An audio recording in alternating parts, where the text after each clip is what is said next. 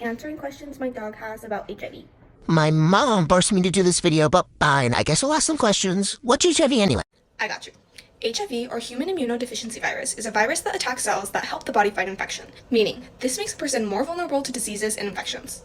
It's spread by contact with certain bodily fluids like blood, semen, vaginal fluid, anal mucus, and breast milk, if the person with HIV has a detectable viral load. Transmission is most common during unprotected sex or sharing injection drug equipment.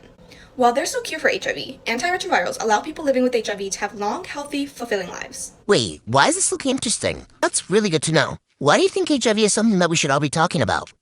Great question.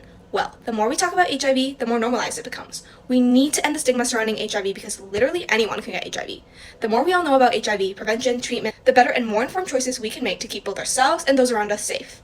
Okay, last question I guess. How is this a human rights issue? Another great question. HIV and human rights are very closely connected. Human rights abuses are one of the things that drive the HIV epidemic. Human rights violations include the criminalization of people with HIV and people most affected by it. Rights violations also include discrimination and abuse. One of the key drivers of HIV has always been, and unfortunately remains, this failure to ensure human rights protections for marginalized communities. Rights violations make people more vulnerable to HIV and less able to access HIV prevention services, testing, and life-saving treatment. Protecting, promoting, respecting, and fulfilling people's human rights is an essential part of an effective HIV response. I think that taking a human rights perspective on the issue is essential. The starting point is the recognition of all people as equal in their enjoyment of their human rights. Vulnerable populations that are most at risk must not only be included in national responses to HIV, but they must also be given the opportunity to participate in making the policies that will affect them.